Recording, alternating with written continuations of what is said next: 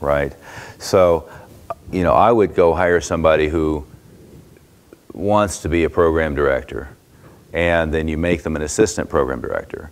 And really that means they're confirming the appointments and they're helping with promotional activities and they're greeting people and doing all that stuff. But if you have them where they're able to grow, then you're here, sales keep happening. You know, you take a vacation, sales keep happening. You want to move towards, you're in the school 20 hours a week rather than 60 hours a week. They can pick up the slack. Does that make sense? Yeah. I'm sure that's congruent with what, yeah. Good. Other questions from yesterday? No? Go ahead. Hey, you've only had one. That's fine. He got 4.5. Okay. It was 21.5. There you go. There you go. Okay. So keeping stats. So there's instructional stats that have to be kept, and there's program director. So this new person I bring on, they would be using those stats. Just a second. Carol, that's a really good book. Good. And I didn't get here in time to get one. And the bookstore downstairs had exactly 6 of them, which worked out well, because when I walked in the room, there were 6 people here. So, so you and Tim, and I had them check the back stock too, by the way. And by the way, one of the, he's a really good marketing guy, but one of the points that he makes in here, which is part of what I wanted to point out, is he talks about social proof and testimonials break gaps in trust. So it is a really good book. If they come up with 2 more, I'll track them down. Okay, so keeping track of stats was the question. Track of stats, and the next thing we're trying to put in place is all the follow-up marketing that we do once we get a lead.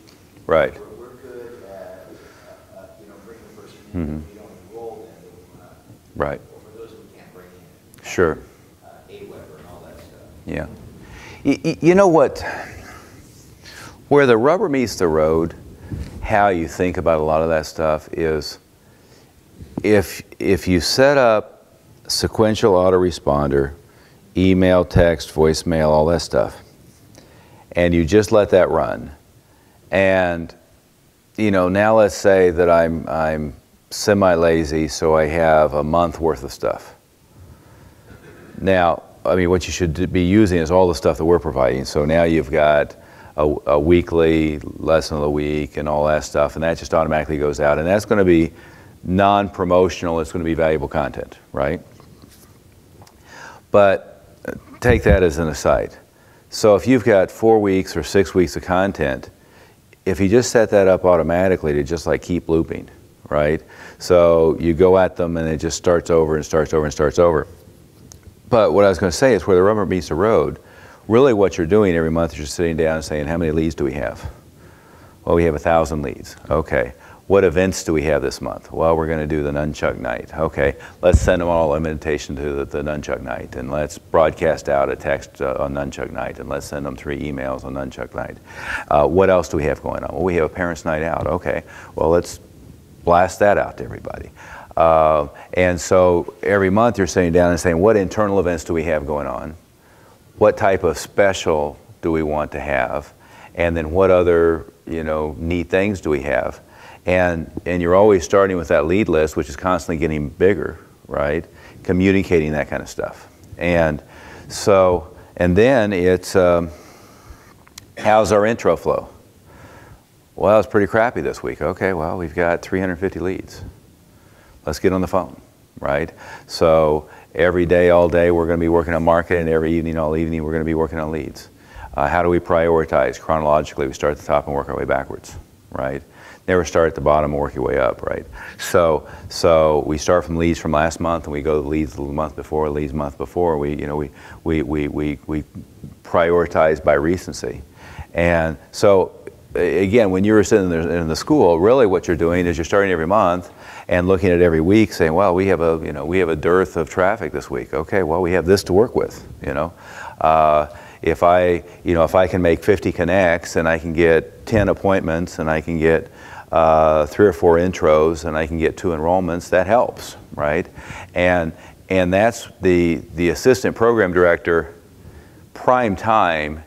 The McDonald's saying, if you have time to lean, you should be cleaning, right? Your deal is, if you have time to lean, if you have time to pause, you should be calling. I mean, that's just the deal, right? So the black belt class is going on out there, the brown belt class, there's not a damn thing for them to do. They should be on the phones. Period, end of sentence, I don't care. And they shouldn't be on the phone until 7:30, they should be on the phone until 8:55, right? And those are all the things they'll do. They'll say, well, it's after 8 o'clock, I shouldn't be calling people, or it's this or that, or 5 people have hung up on me so far, and so they don't really want. I mean, you'll have all those kinds of bullshit excuses. You just got to make sure that it's. And that was, I don't know if they said in The Wolf of Wall Street, but I mean, no, they did. That very first thing where he first goes to work for the broker. How many calls were they wanting him to do every day? 200, 300? Yeah, the number in my mind was 500, but let's say it's 300. So 300 outbound calls every day, right? So they started him at, I think it was Goldman Sachs, started him on just, you're the appointment setter for me. And here's the list, and you're doing 300 calls every day, day in, day out, no matter what. It's just all outbound cold calls.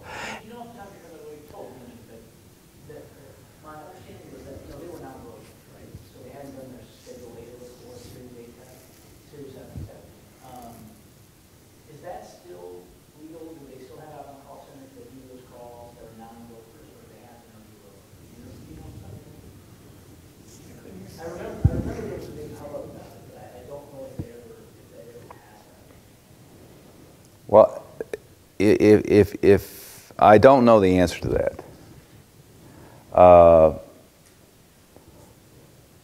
what I think though, like in the movie, what it was is the guys who had passed the test but were new on the floor. So it was the newbies' first role is you're appointment setter for me, right? And actually, the movie Boiler Room was even better at that than this one was, because it was, it was how many sales you need to get from me before you start to get benefit from the sales, right? So, but I mean that. Yeah. But I mean that was the deal. 300 to 500 calls a day, right? Most of our staff, I made 15 calls. I really worked hard today. No. Yeah, exactly. Yeah. Oh, and that's a real good point. I mean, you never give a shit about dials. You care about how many connects you got, right? So it won't be, and it doesn't matter if you have 10 calls to make or you have 50 calls to make. When you give them the calls, you'll ask the question, well, how many of these have you talked to? Well, I've called them all. What do I ask? Okay, how many human beings have you talked to? Okay, right? And then the next question will be, well, okay, how many times have you called them all? Right? Well, I called them all at 10 a.m. What percentage of the population do you think on average you get hold of at 10 a.m. in the morning? Right? Did you call them at 10 a.m., at noon, at 2, at 4, at 5, right? I mean, that's the deal. And,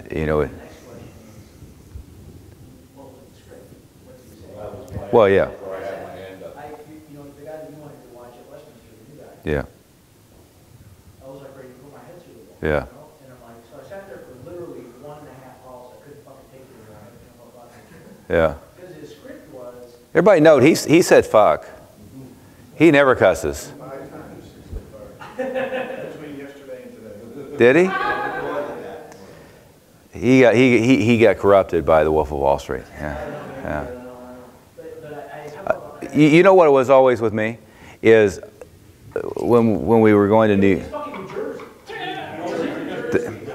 No, well, no. With me, it was always I'd go hang out in New York, and I'd come back and say, "I can tell you've been hanging out with Bernie. Why is that? You're cussing a lot." Oh, okay. But that was the deal. Like I literally I had 2 calls on it. Like a call, and then halfway through the second call, like I can't do it. I can't. Yeah. And it was probably stupid. I should let it go. But the script was, hey, hi, Mrs. Jones. This is XYZ from Mile High Karate. We met the other day at the mall, and I wanted to call you and set up an intro. And that was the script. An intro, yeah. And I'm like, all right. So first of all, number one, it's like where do I start? Right? Oh, yeah. But that's critical. We should maybe. I think that's very important because that's where even here I am the owner, and sometimes I have some ideas, but I'm not absolute. I Mhm. need more absolutes on that. We And I actually, if I'm not, how's my staff absolute? Yeah. On it? I would say maybe like we should do a webinar or a conference call because like I don't think today's the right environment that we should probably continue to go around it, right? Mhm. But it's like let me just throw this premise at you. Just for a second, okay? Nobody likes telemarketers. Right. Nobody likes somebody who's calling and trying to sell them. So why the hell are you trying to do it? Yeah. Why do you turn yourself into a telemarketer in their perception? Telemarketer. Yeah. Now that's the methodology, that's the mechanism, but that's not the methodology, right? So what if you call them and say, hey, listen, I did a XYZ movie theater, and I don't know, we have a really interesting parenting article that we're working on for our newsletter. It was, elementary school parents or whatever, and we wanted to ask you a few questions, like, whatever, right? We come up with the whole thing, but why do the thing that they don't want you? Now you can always transition into that as the script goes on, right? You can give a profile. Hey, I had 2 questions about you about your son. And, the premise is that you have to have an entry point, right? And the entry point isn't, hey, I was calling to set up an intro. Well, first of all, what the hell's an intro, right? And then second is, why are you calling? Get the hell up. You know what I'm saying? We can go through. We should start trying. I think it's important because until this day, I could do it, but even I am very uncomfortable doing it, and I'm the owner, so if I can't do it, how the heck do I expect my staff to do it well? Okay. Yeah. It's probably worth it. Yeah. And it's very damaging, pretty depressing if the very first 2 or 3 they get slammed down because they shut down instantly after that. Instantly. And Yeah. then they come right at us. I called them all. Well, what do you as I said yesterday, I'm going to start recording every damn thing. So, Yeah. so I do know about that because it's just, they're very uncomfortable telling me that we did. Well, and part of it is people aren't motivated by activity; they're motivated by outcome, right? So when you're looking at your staff, the crack the whip, foot up your butt approach is not that it doesn't have a place, because you have to do it from time to time to just get forward momentum. But you've got to draw the picture. Yeah, you've got to draw the picture of this ends up being this many intros, this ends up being this many new students, this many new students helps us grow the school by X number of people, and here's the outcome. Exactly, exactly. And I'm a numbers guy anyway, but I mean, with the staff, it would be ad nauseum. Okay, we got to have 20 enrollments. And we can get 20 enrollments through having 30 inbound info calls, okay?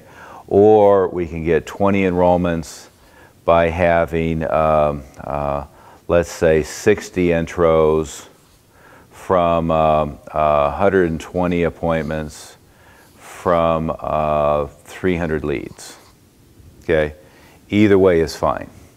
So if we're going to do the things that are going to be required, and of course, it's probably some balance of those things, right? But if it's this, and I just went out to an event this weekend and I got 15 leads and no appointments, well, I need 20 of those things.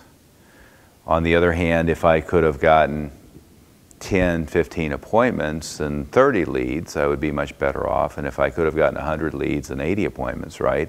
So as you start talking about the numbers and the ratios, it gets them to understand what all the components are, right? And while you always want to, you know, the 1 minute manager thing, catch them doing something right, pat them on the back, you also don't want to let them break their arm patting themselves on the back for having minuscule effort, right? And so you've got, and again, you got to balance that, right? But you, if you're talking in terms of what the ratios are, and now I just went out to a back to school night and I got 5 leads.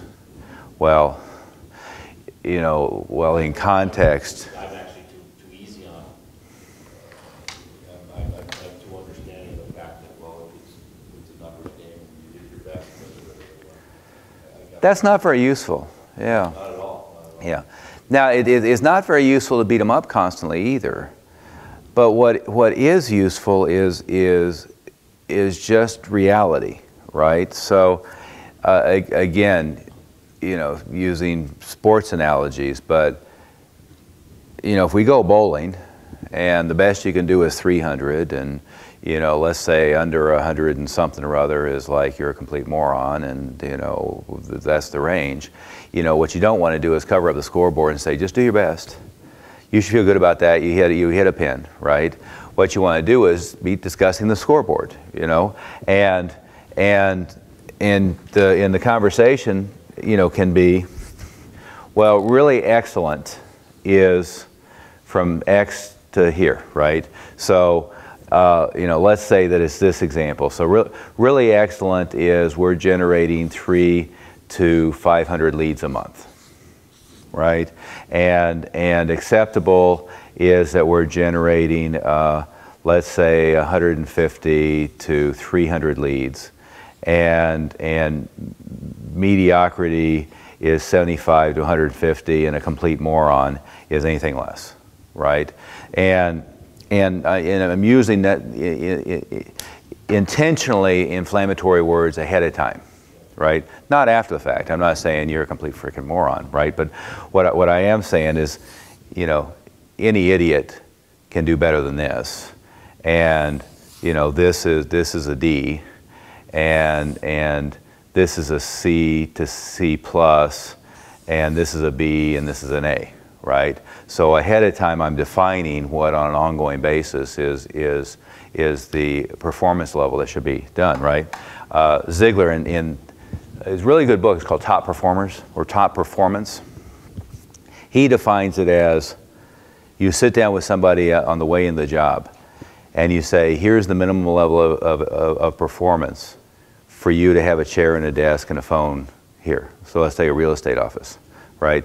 Here's the minimum level of performance for us not to give your desk to somebody else, right? Now, here's what we consider good performance, and here's what we consider excellent performance, right? And if you're in this category, here's what your compensation is. If you're in this category, here's what your compensation is. You fall below this category. If you're not looking for another place to go, we're helping you find a new career path, right? And you're having that conversation. Right in smack in the middle, all readjusting. What I see out of what you're saying goes back to what Toby and I spoke about last time, is stats on everything, and logistical stats of growth that they can reach, that they should try to reach. Right. It makes a lot of sense. Simplify it is what we're doing. Black and white in front of their face. Oh yeah, well. You'll be the part that you say, you kind of view like all these kind of intuitive things that isn't intuitive, is you're setting the framework, but they're setting kind of like the strategy, right? You're letting it, you're leading them to the strategy. You know what I'm saying? Yes, I do. Any moron can get 75 leads. Figure that out. 75 leads is what? 35? That's 15 people a week. You don't even get, any moron can meet 15 people a week. Yeah. You meet 15 people at a time. You stand at the gas. Well, if they can't, they shouldn't be in that position, right? Yeah. Right. But all I'm saying is you set up the construct, right? Now once you get them to buy into that sometimes is a problem. But once you get them to buy into the construct, now it's a leadership and mentorship role. That now in the back of their mind, they're thinking to themselves, 15 people a week, yeah, that is pretty easy. Well, yeah, that just You know what I'm saying? simplified it there. Yeah, because now Yeah. they, Well, I mean, and it's always in their mind. And I'll add to it, hell, you could just walk out the back door, take a right, start knocking on the first door on the left, and keep going until you got 15 appointments and do that daily. And hell, you could hit this number no problem. And you know, our work hours is we have 4 or 5 hours of prime time and we have 4 or 5 hours of marketing activity. Now, I don't recommend that as the best strategy, but certainly, if nothing else, if you got your ass out of the chair and went over and talked, yeah. But when you start talking that way, what you do is you give them a palette, right? You say you can do this, you can do this, you can do this, you can do this, you can do this. What do you want to try first? Let's do it. And as you give them the palette, you've got to also give them the likely results and what are the home runs and what are not. Because a lot of things, through no fault of anybody's, that seem like a really good idea. We've been down that path and we know that this seems like a really good idea and nobody's ever gotten that to work, right? And if you're the first, God help you, but I would suggest we work on things we know are going to be pretty good efforts in, right? And it is the way, in order to get that team building thing, you've got to be very careful not to shoot down ideas too quickly. But at the same time, train. And so, you know, somebody comes up with the idea, you've tried 32 times, never got it to work. You know, what the conversation is, well, we've tried doing it this way, we've tried doing it this way, we've tried doing it this way, we tried to do it with this organization, this organization, this organization. We did step A, B, C, D, E. Here were the results we got in those cases. However, you know, if you come up with a new angle or a new direction or something that we haven't thought about yet, let's see what we can come up with and figure out if we can get it to work this time, right? But don't overestimate, by the way, the fact that even if you have done it before, if they came up with the idea, they are now going to implement it more gusto than perhaps the last person who did it, right? So if they believe in it, you can usually add, I don't know what the let's say 10, 15, 20%, right? To someone who didn't believe in it, you know, or who didn't come up with the idea, No, the factor is 300, 400, 500%. And, oh yeah. See, it's, I forget if it was Gates or Jobs or who it was, but one of the tech guys was talking about why, and it may have been from the Google book, but they were talking about why they spend so much effort and talent to find like the exceptional programmer rather than one of the thousands and thousands or thousands are out there. I think this was Gates. And he said in their environment, the leverage in productivity isn't 10 or 20%, but sometimes it's 4,000% between like the best guy and the plethora of good but not great ones. And in our environment, we don't have that much leverage, but in any given event, it could be this guy goes out and does a buddy day in the school and he gets 5 buddies to show up. This one goes out and gets 123. I mean, there's that much difference in that it's not the idea, it's the implementation and the energy that goes into it. we all know that intuitive instructor. Yeah. One instructor teaches one class, you know, somebody else teaches the next class. It's the same class plan, but the results are, you know, sometimes starkly different, right?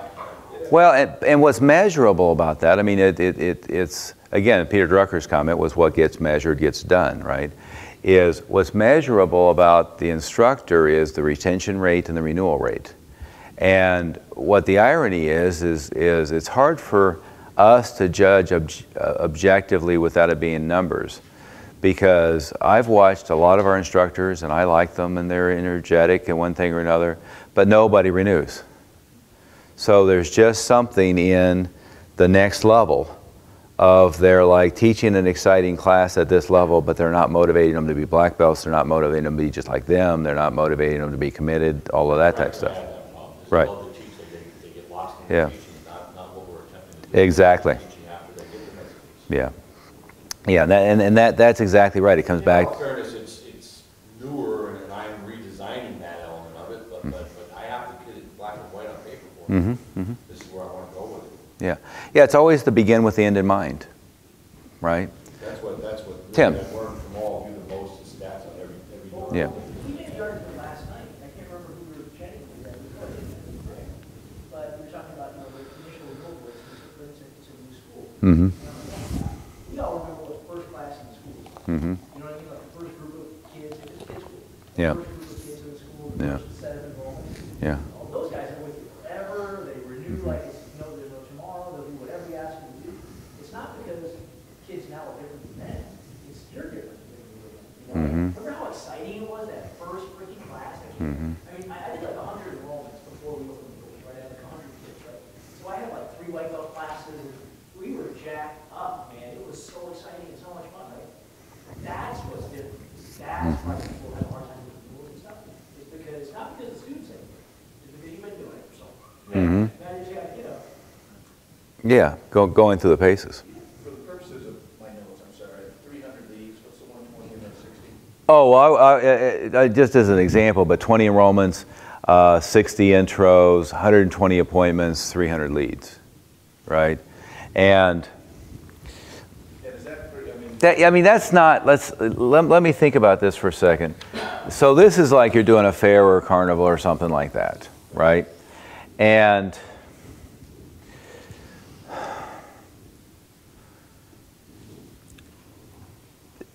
the other piece of this, if we're really using this as a real example, is if I'm at an event, I want maybe 80%, 75 or 80% of everybody I interacted with to be an appointment on the spot, and to eliminate a lot of this chasing them down to try to get them to make an appointment, right?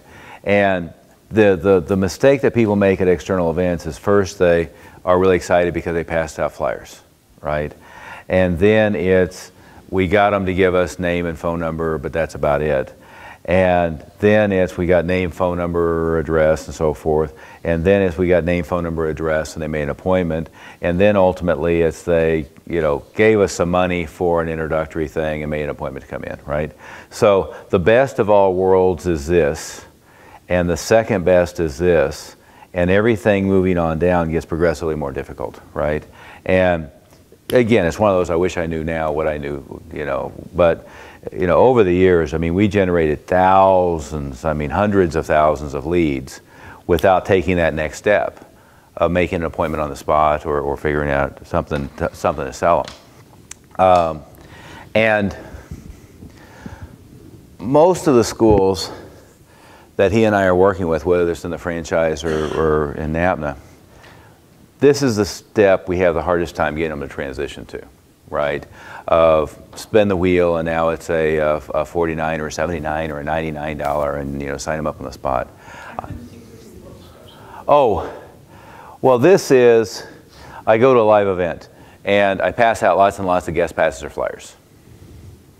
Well, that doesn't do you much good. Anything you do is better than doing nothing, right? It's better to have a banner on the wall at the event that some people may see than nothing, right? But it's better to have them have something in hand in the bag than to just have the banner, and it's better to have a name and a phone number than just that, and it's better to have full contact information. But what I was saying on the events is kind of the hierarchy is, your signs on the wall, passed out flyers, you got a partial lead, you got a complete lead, you got a lead with an appointment, and this is you got a lead with an appointment and they gave you money for something, right? So if I could do, a $99 6 weeks package, includes the uniform, make an appointment for you to come for your first lesson and get the appointment, I am so much better off with that than I am for just making an appointment on Tuesday night, right? And the biggest leap, it seems to be in getting people to go, well, first, from getting a lead to making an appointment, and that's a huge leap. But most of the events of our guys who are doing it well, whether in this team or in the franchises, they're mostly focused on making appointments on the spot. They're not so much focused on just generating lead box leads, right? And then the next step, which again, it's hard to get people to do, is actually making a sale on the spot. Taking a credit card, taking cash, making a transaction. And in some environments, you can't do it, right? Like the movie theaters, you know, National Cinemedia, AMC, all of those. They're fine with you doing a booth. They're fine with you making appointments. They're not fine with you, you know, taking money because they don't want the $20 in that person's pocket to go to you, not to the concession stand, right? So you know, they'll, you know, the smaller independents that aren't part of that might be fine with it. Although I'd say, number one, don't prejudge, right? But there have been a couple of cases where we looked at deals where what we were buying was a concession package. You know, you said, Right.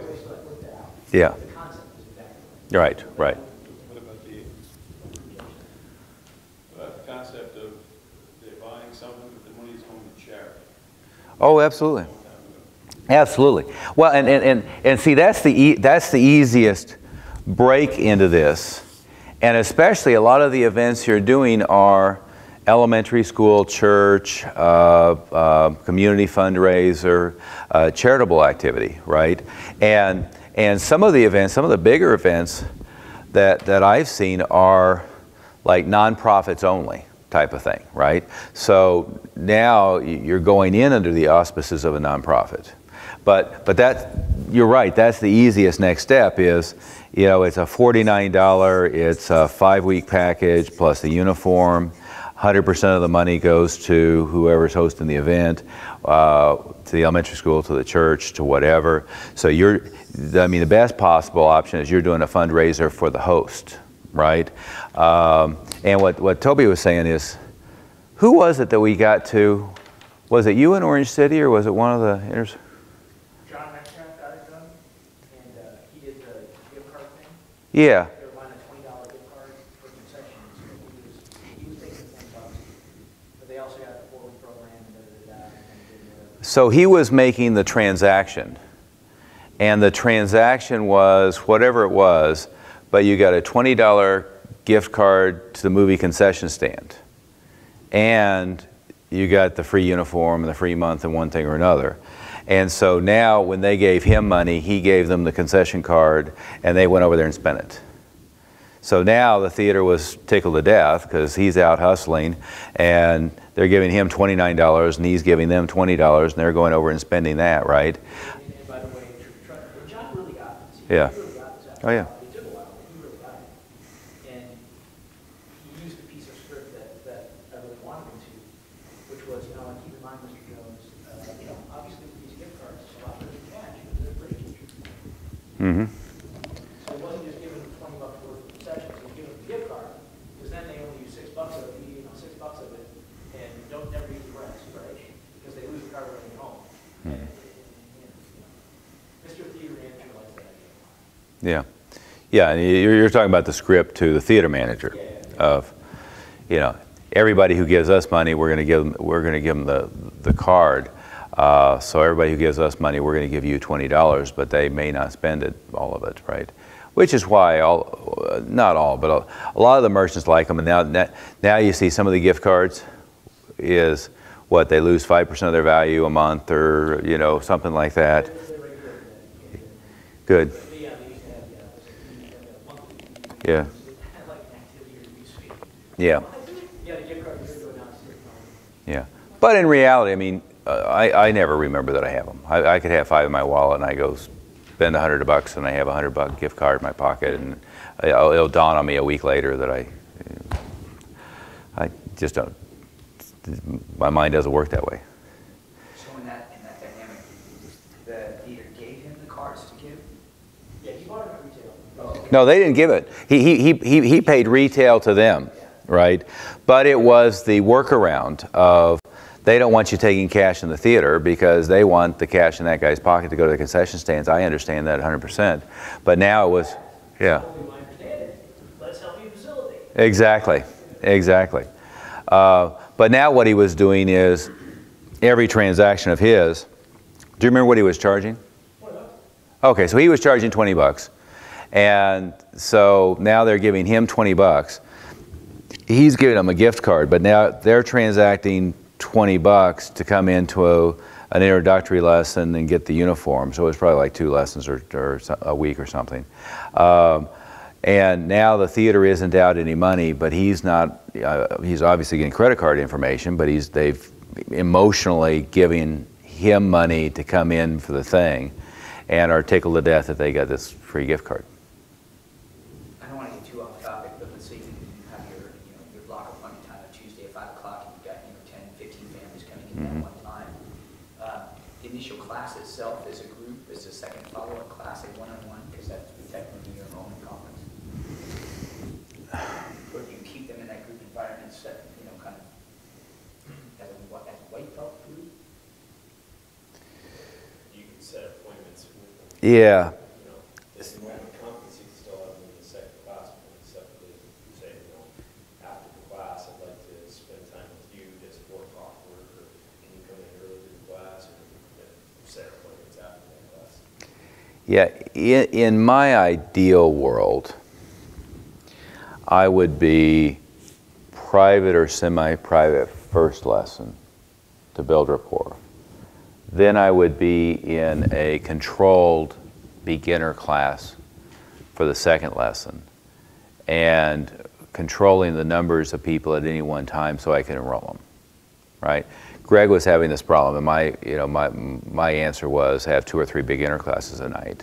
So because that's your renewal and your enrollment class, so instead of having 1 a night, have 2 or 3 a night, and now you have 2 or 3 times to do that.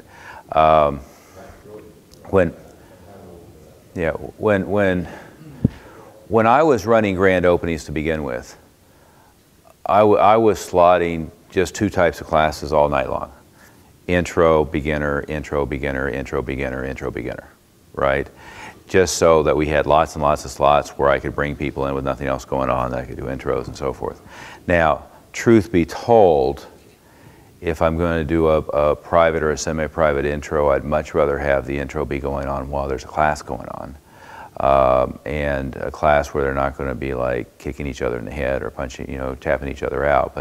But where there's a class going on, there's activity in the school, and then I have a separate room where I run the intro, right? Because anytime I bring them into like an empty room, right, I want to avoid the empty room syndrome. Does that make sense? Okay. But I mean, when you hit a big event, a lot of times you just can't avoid. I've got 15 first intros booked at 6, and I got 15 first intros booked at 7. These elementary school programs that we do are the same thing. You get just like a mass of people. And what you've got to be really careful about is not teaching a group rather than working with individuals. You've really got to make sure that there's somebody talking to Mrs. Smith one-on-one, talking about Joey, getting the list of her concerns and her interests and one thing or another, and then you're scheduling them at a point where you're going to be able to, to enroll them. And over the years, we've hit crunch points. Greg, you did. We had Jason David Frank, the Power Ranger guy, out, and we were doing like a $99 type of thing. But I mean, we were just, lining them up 50 in a row, and, they were going to him and giving him a credit card and signing him up on the spot, boom, boom, boom, boom, boom, like that.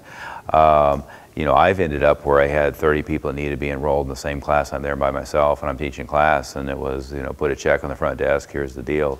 I'll get you paperwork later. Now, I don't recommend either one of those, right?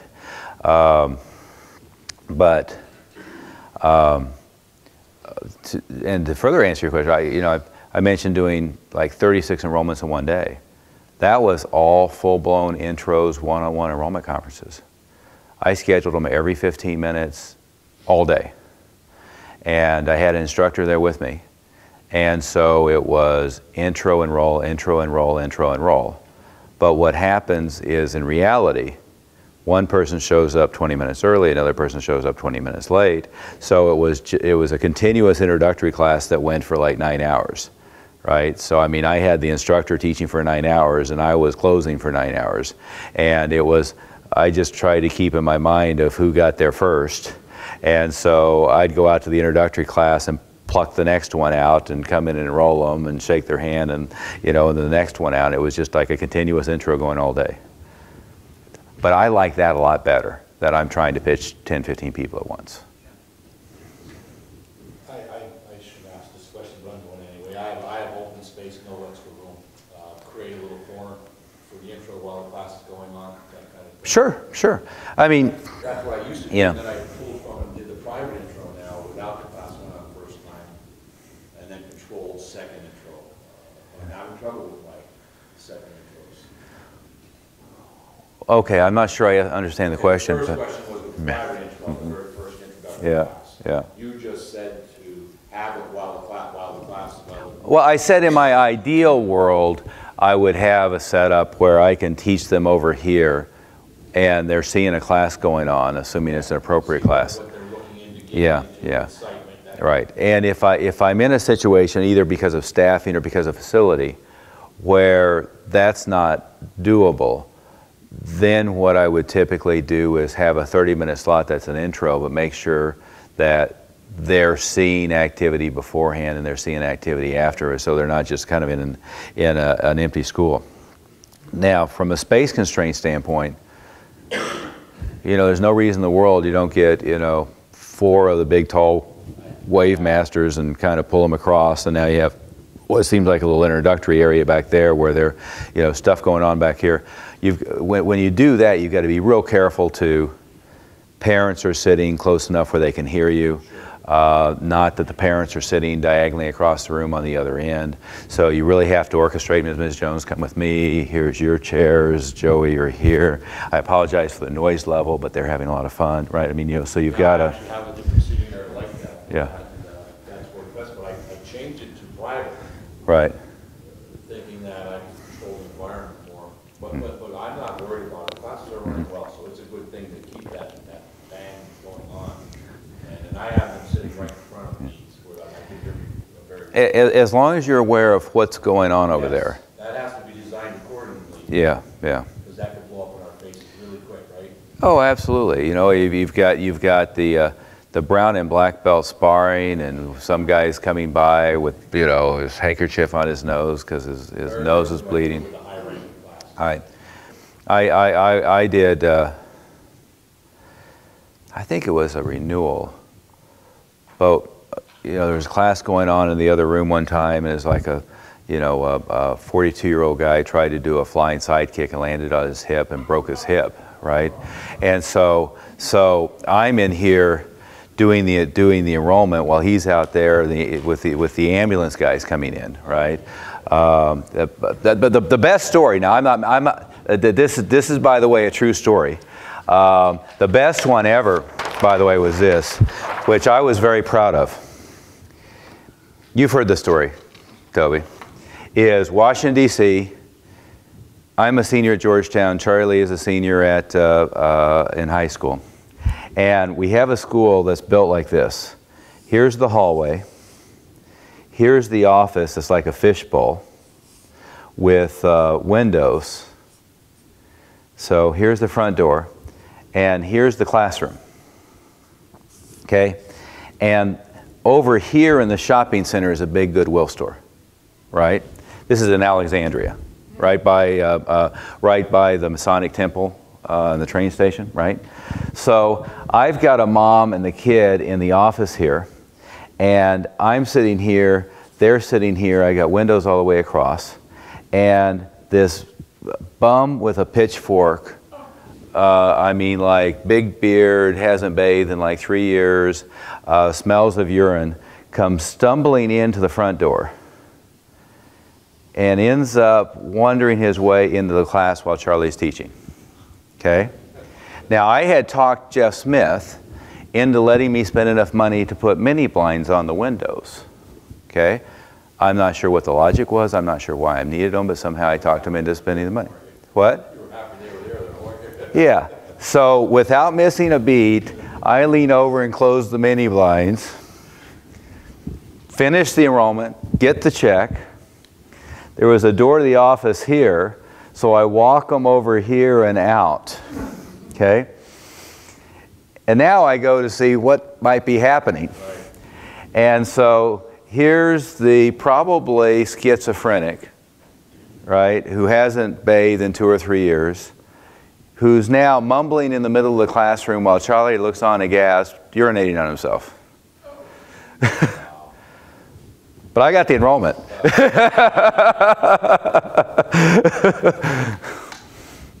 That was the best. That's a good story, though, isn't it?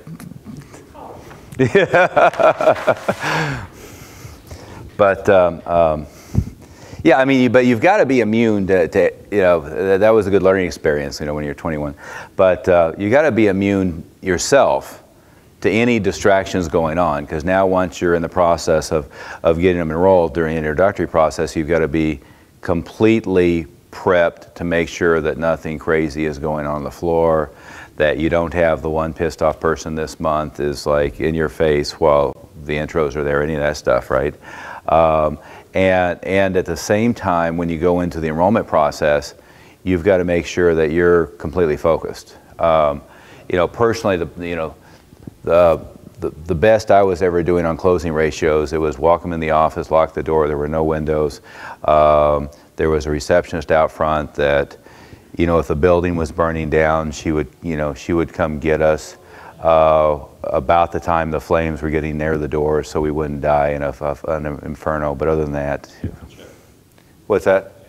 After I got the check, yes. One of the biggest things that you told me, and the contract was signed. It's not done to the. You know, I have a lot of classes in, and with the numbers I had, you said you don't need all those classes. Get yourself a sense of it. Yeah. I think I should go back over more space.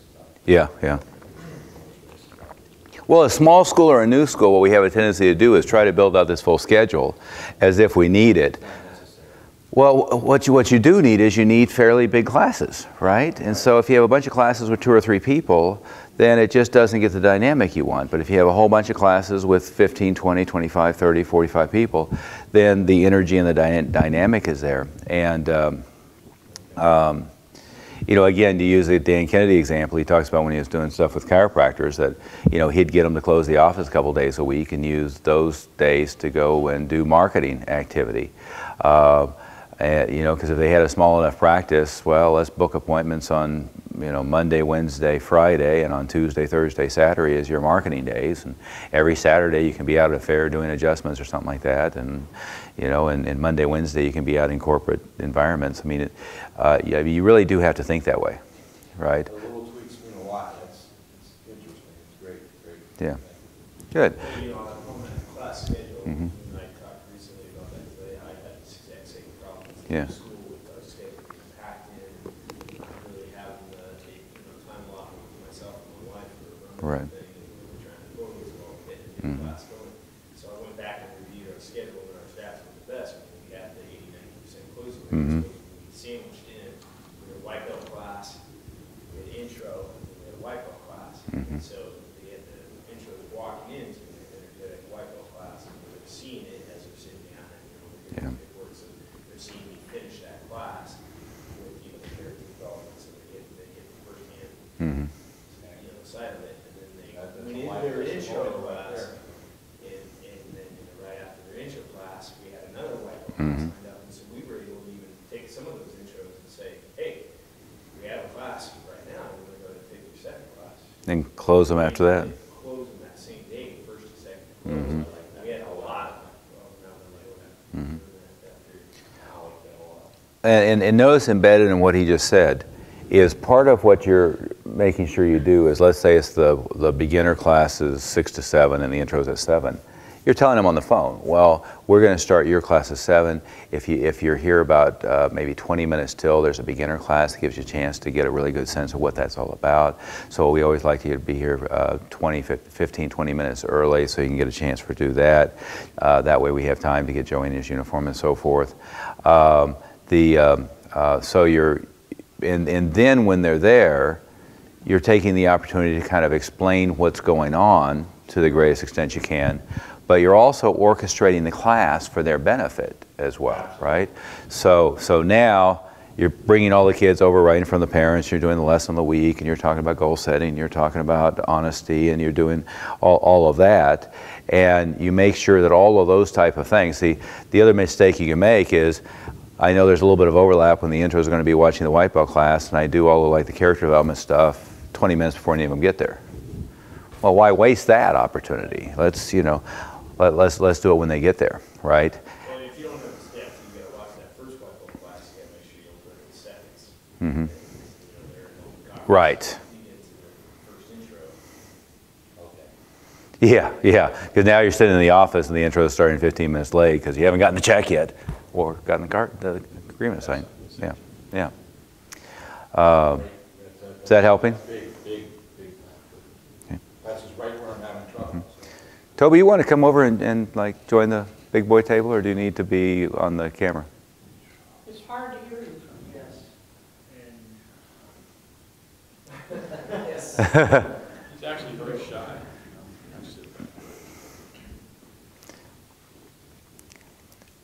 Well, we're both introverts. It's a situational, you know, it's a situational learned skill. But Jeff, on the other hand, shut up, Jeff. Bill Clark was talking about, Bill Clark won't go to movies with me. And he won't go to movies, well, he won't go to movies with me because most of the times he's been to movies with me, it was with Jeff, and Jeff talks the entire time, and he has a hard time remembering, you know, whether it was him or me doing it. I'm like, no, I don't answer my cell phone. I don't talk during the movie. I go to movies because I want nobody to talk to me, right? I mean, just it's a good time. You know that nobody's going to bother you. It's socially unacceptable, you know. And down here you shot. Yeah, I was going to say, down here they shoot you. No, Texas, they shoot you. I thought it was here. Florida. It wasn't. Yeah. It wasn't. Yeah, it's Florida. Yep. Some former deputy or cop or something shot the guy for texting. A little overkill, which you can understand. Just kidding. Well, no, I think that's everybody's emotional reaction. Like, well, that's outrageous. If those fuckers texting on their phone, that is bullshit. You know what I mean? It's like, we got to do that right there. Taser them next time. Taser them. Non-lethal. Yeah, it doesn't bother me so much. It's the ones that answer their phone and have a conversation in the theater, which Jeff does too. So, yeah. Oh, hi. Yeah. Well, I'm in a movie right now, but you know we're it's like okay. Okay. Other questions or redirections from yesterday? This is good so far. Yes, sir. I'd like to follow up on this first class, second class. Right now, we do an orientation one-on-one private in a separate room, but we usually schedule that right before a group class. And Right. We typically do the one-on-one private and the group class same day, and then we tell them, you know, recently started asking them to have both parents there for the second group class, and then I start talking to them at that time. Is that appropriate setup, or you guys? What's your intro to enrollment ratio? It's gotten better here recently. Okay. But we still have to confirm all the second classes and stuff that we're not doing. So Right. still not there yet. Well, I mean, you know, I'd like to say there's a right answer, but there's not a right answer. That's why you're always looking at, you know, appointment to show, and you're looking at intro to enroll. And I'll usually talk about intro 1, intro 2, right?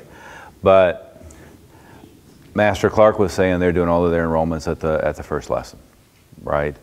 My general sense is that for kids, I'm more comfortable with an intro 1, intro 2 enroll here. Mostly because I want to get both parents engaged. Is that coming in, I think you said it doesn't matter what deal they come in on. Doesn't matter what, right? So, They're thinking, oh, I've got another class or two. okay. Intro 1, let's say intro offer is 3 months, $149 summer special. And let's say then you have 5 weeks, $49. Then you have like the classic VIP 1 month free. And then you have 2 weeks, $24.95 in the uniform, or you have 2 weeks free plus the uniform. And you know, all these offers have worked just fine, right?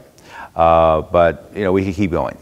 So any one of these offers, Intro 1, Intro 2 enroll, or Intro 1 enroll, right? The further you get past Intro 2, the lower the ratios will be, okay? Now, the closer the offer is to something like this, you've got to have the reason that you have to do it now rather than you have to wait for 3 months, right? So you've just got to give them enough of a reason that's somewhat compelling. And and the first line of script is, and I'll always do this at the first lesson, sometimes before the first lesson. So let's say what we did a lot was $49, 5 weeks in the uniform, donations to Children's Hospital. So it's a fundraiser. Ms. Jones, thank you so much for your donation to Children's Hospital. As you already know, I'm sure 100% of that goes to Children's Hospital. Since you've been kind enough to make the $49 donation to Children's Hospital, and as you know, I got it all out of sequence, but as you know, nobody ever comes into this thinking they're going to take 5 weeks of martial arts lessons. The reason that they take advantage of this, in addition to being generous to Children's Hospital, is to just evaluate and learn if it's something that's a good fit for them or not. To decide if they're going to do this on an ongoing basis. Wouldn't you agree? Yes. Okay. What we find, Ms. Jones, is typically after 1 or 2 lessons, the kids really have a good sense if it's a good fit, and the parents have learned enough about this. So if we go ahead and finalize the enrollment next time, because of your $49 donation to Children's Hospital, we actually give you a $300 discount on the regular enrollment if we finalize it next time.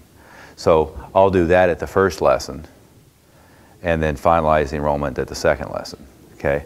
What I was saying from a rule of thumb is it seems like most of the time in the adult market, closing at the first lesson tends to have the highest ratios. And then we could argue whether first lesson or second lesson with kids. I've always been comfortable with a 2-lesson intro process, although I've seen some that do just as well on the first. My assessment of that would be the more we've pushed price points is the further away from being willing to have a conversation with only one of 2 decision makers I get, right? So, I've heard Master Clark talk a lot of times about mom comes up with a kid, he's enrolling mom with the kid and trying to load him up with rationale for why the dad's not going to get pissed off when she goes home and tells him about it, right? But I tend to be on the opposite end of the spectrum with, we got to have both parents and it's a requirement and we want to have you there, because I've had way too many of them implode because mom goes back and he says, what the hell did you do, right? So, and I don't mean that to be like a sexist thing, it's just percentage-wise, we get an awful lot more moms who bring the kid down than dad brings the kid down, does it without mom. And the same thing happens in reverse, it just is a much smaller percentage. Yeah.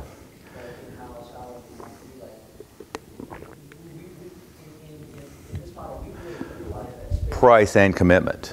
Yeah, sure. Yeah. Sure. We really utilize that space between intro 1 and intro 2. We really try to maximize that space, right? They listen to telecom, we send them to a web video, we send them home with DVD, we send them with the audio CD, we give them a booklet, all this stuff, right? It helps prep them for the second lesson. Now, if I was charging $79 a month-to-month agreement, you don't get any of that. You know what I mean? But 400 down, $249 a month, on a 12-month deal, all that stuff really starts to help. You know what I mean?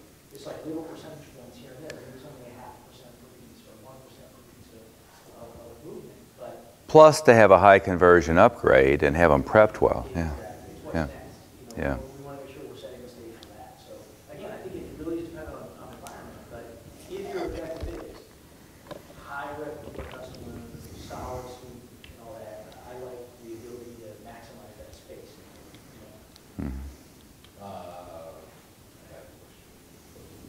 Okay, I know all the prices are different with all the people we're working with here, but just an idea how we could, integrate the deal that you just said, I'm going to save you $300. I know it's not, that's what stuck to me when you said Right. that. How do you Oh, well, that's easy. I mean, it's just, And by the way, I mean, so if you don't go through that, go back to that key performance circle section, Yes. advanced sales. yeah, we covered it all thoroughly there. Right there, like really Yeah. detailed, right? Yeah, ad nauseum, yeah. But I mean, that's easy. I mean, there's no magic in it being 300. You know, Bill Clark and Steve LaValle for years, I think it was $100 savings. But I mean, the bigger the better, right? So you know, the 300 would be, it's normally $500 to enroll. We give you $300 savings. It's just $200 to register now, plus the first month. So it's $447 to register, $247 a month. I mean, that would be what it is, right? And so, you know, if you were in a situation where you're wanting to get $100 down and $167 a month, so you want them to pay $267 to begin with, it just becomes, it's normally $350, and we give you a $250 discount because blah blah blah blah.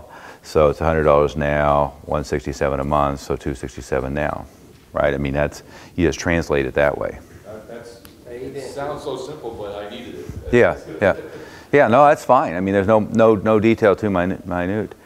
And who's to? Oh, go ahead. Discuss that at the first intro to set them up for having people. Not this, but I discuss this, right?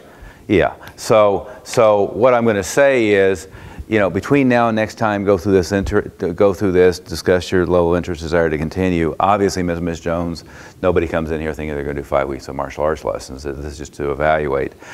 Since you made the donation to Children's Hospital, we'll actually give you a $300 discount on the regular enrollment if we go ahead and enroll Joey next time, right? Does that work if they haven't done a donation? Well, we use that language for everything.